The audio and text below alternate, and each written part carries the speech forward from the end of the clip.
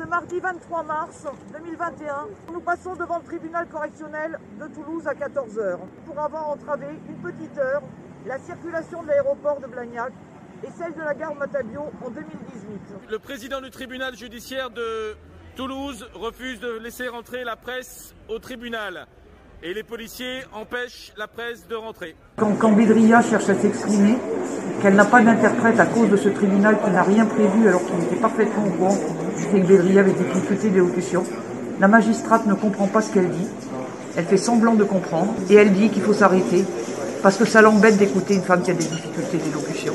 Nous réaffirmons que le handicap est priorité du quinquennat. C'est d'une violence.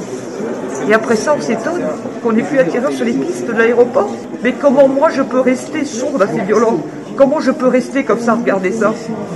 C'est une violence et en plus une violence intentionnelle parce qu'on l'a avertie. On a tenté de lui expliquer et elle refuse d'entendre. Tout ce qu'elle veut, c'est finir et juger. Il est bientôt 22h30, nous sommes encore au tribunal. On occupe le tribunal. On occupe le tribunal pour la simple et bonne raison que les personnes en situation de handicap ne vont pas pouvoir rentrer chez elles en fait. Les services par lesquels elles devaient passer pour pouvoir rejoindre leur domicile n'œuvrent plus à cette heure-là. Les trams et les métros sont là aussi fermés à cette heure-là. Le handicap, c'est un marqueur social du gouvernement, c'est la priorité du quinquennat.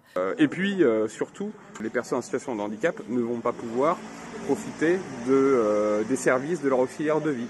Donc, pour certains, pour certaines, ce qui va se passer, si elles avaient l'occasion de pouvoir rentrer à leur domicile, eh bien, ce qui va se passer, c'est qu'elles vont devoir rester sur leur fauteuil, en fait, tout simplement, comme des chiens. Ce sera l'une des priorités de mon quinquennat. Donc là maintenant on occupe le tribunal, on reste là, on ne bouge pas tant qu'il n'y a pas une solution pour accompagner chaque personne à son domicile et avec bien entendu les services d'un ou d'une auxiliaire de vie pour les mettre dans leur lit, pour les laver, pour leur faire à manger. Voilà.